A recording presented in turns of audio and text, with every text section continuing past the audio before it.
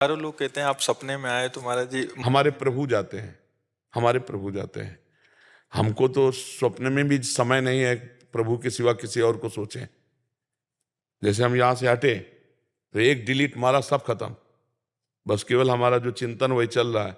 हमें एक बार भी दोबारा ये याद नहीं आएगी कि इन्होंने क्या कहा था। अब अगर प्रभु को याद दिलानी, इनका काम बनाना है, तो हमारे चलने लगेगा इनका रूप, इनकी बात। और उस समय जब भगवत चिंतन करते हुए चलेगा तो इनको अपने आप पहुंच जाएगा। जो यहां से पहुंचना वो पहुंचे। अब ये वहां तन्मय होकर रोने लगेंगे, कब मिलूं बाबा से, कैसे मिलूं। क्योंकि हाँ, तो ये वो अपने आप, ये भगवान का खेल है, ये हम आंतरिक बात कहते हैं। जो सपने मतलब सपने में कुछ बोलते हैं, आप कुछ आदेश करते हैं तो महाराज जी उसको वो हमारे भगवान करते हैं, हम अनभिज्ञ हैं उस विषय से। वो भगवान करते हैं जाकर। कि महाराज जी हजारों लोग ऐसे आते हैं प्रश्न। नहीं, हम अपनी तरफ बिल्कुल, हमें तो जो भगवान बुलवा रहे हैं वो बोल रहे हैं, जो दिखवा रहे हैं वो देख रहे हैं। बिल्कुल ऐसे समझो, बिल्कुल यंत्रवत, कठपुतली, भगवान के हाथ की कठपुतली। बस आप इतना समझ लो। कठपुतली से प्यार करोगे तो नचाने वाला तो देख ही रहा है, वो तुम पर कृपा कर देगा। बस बात इतनी है। क्या मन में ये था कि मुझे पता नहीं मैंने ठीक किया या गलत किया। 4-5 दिन पहले मैं रात को 3 बजे उठा और आपका ध्यान किया, तो दर्शन आपके होना आसान नहीं था क्योंकि मैं दिल्ली से आया हूँ। तो मेरे मन में ये था कि राधा, अगर तेरे मन में शक्ति है और ये सच्चे संत है तो मुझे इनके किसी तरह अरेंजमेंट करके मुझे इनके दर्शन करा दे। और 2 दिन के अंदर अंदर मुझे फ़ोन आया कि आपको महाराज जी के दर्शन करने हैं। मैं क्या, मेरी आंखें भर आई और मैं रोने लग गया कि ये कैसे, तो मैंने मन में धारा और महाराज जी ने मुझे बुला लिया। नहीं, वो श्री जी, आपने हमारी श्री जी से कहा ना, तो श्री जी ने किया है। श्री जी, और बस शांत रहो, अंदर ही अंदर नाम जप करो और अपने को सबसे छोटा समझो तो महान बन जाओगे। तृणादपि सुनी चेन तरोरी सुना। अपने को बहुत दीन समझे तो भगवान के दरबार में प्यार मिलता है। यही दरबार दीन को आदर, रीति सदा चली आई। यही दीन प्यारे वेद पुकारे, द्रव सुश्री भगवाना। कर्नल गौतम कपूर जी। जय श्री राम। जय श्री। महाराज जी जय श्री राम। महाराज जी, मैं राम जी का भक्त हूँ और उनकी प्रतिदिन आराधना करता हूँ। साथ ही मैं शंकराचार्य के अद्वैत वेदांत का अनुयायी भी हूँ। भक्ति मार्ग और ज्ञान मार्ग अलग होकर भी गंतव्य तो आत्म स्वरूप परम तत्व एक ही है, ये मैं जानता हूँ। पर आगे क्या चलकर दोनों मार्गों का अनुयायी होने के कारण कोई द्वेष तो नहीं उत्पन्न होगा? अभी पढ़े हो, अनुभव में नहीं है। सत्य है ना ये हाँ बात? जी, सत्य है। हाँ। अनुभव में कुछ नहीं है। हाँ, इसीलिए सोहम और दासोहम, इस पर आपकी कुछ समझ हुई है? हाँ, अभी मैं भक्ति मार्ग के हिसाब से दास ही हूँ और सोहम को प्राप्त नहीं हो पाया। तो प्राप्त हो जाओगे। बस एक ही पकड़े रहो, दास भाव। मम दर्शन फल परम अनुपा, जीव पाव निज सहज स्वरूपा। भगवान श्री राम कह रहे हैं, जिसको मेरे सच्चिदानंद वपू का साक्षात्कार हो जाता है वो अपने आत्म स्वरूप में स्थित हो जाता है।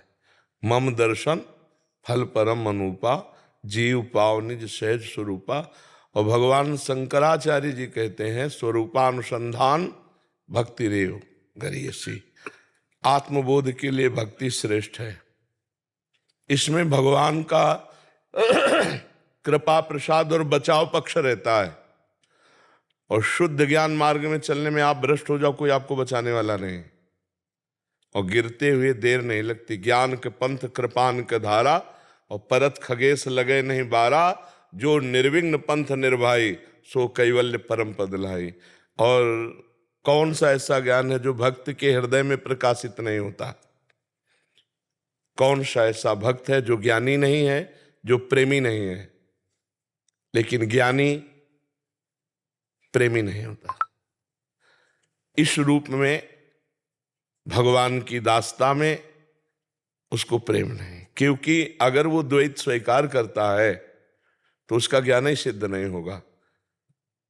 जो राम है सब में रमा है वही मैं हूं, जो कृष्ण है सबका आकर्षण वही मैं हूं, जो परमात्मा है परब्रह्म है आत्मा है वही मैं हूं। समझ रहे ना? उसमें द्वैत तो किसको प्रणाम, किसकी सेवा? किसको नमस्कार? जब दूसरा है नहीं तो फिर किसको नमस्कार, किसको प्रणाम, किसकी गाथा? अपने आत्मस्वरूप में अपने रमण करने वाला आत्मज्ञानी मैत्र करुण, ये दो उसके स्वभाव में नहीं होते। और भक्त जो होता है उसमें मैत्र करुण है वचा, क्योंकि उसमें मैत्री होती है। नाते नेह राम के मनियत सुहृद सुसेव्य जहां लो, करुणा होती है इसमें। लेकिन जो ज्ञान मार्ग है उसमें सफल होना बहुत कठिन है, क्योंकि ज्ञान मार्ग के जो साधन है उनको समझिए।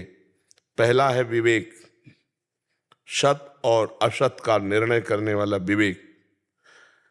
दूसरा है वैराग्य, लोक परलोक के समस्त भोगों से वैराग्य।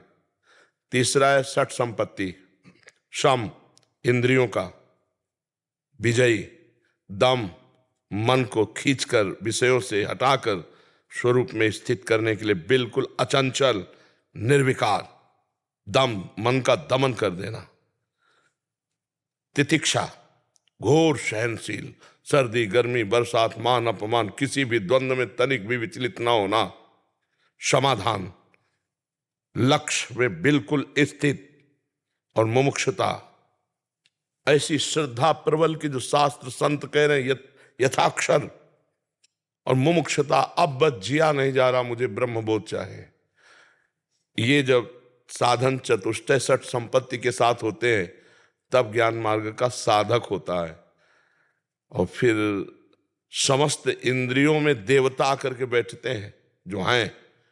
इंद्री द्वार झरोखन नाना, बैठे देवता करी कर थाना। आवत देखे विषय बयारी, तुरते देख की वाड़ उघारी। विषय भोग की प्रियता कभी ज्ञानी नहीं बनने देती। जो इससे ऊपर उठ गया तो फिर रिद्ध सिद्ध पेरें बहु आई, बुद्धि लोभ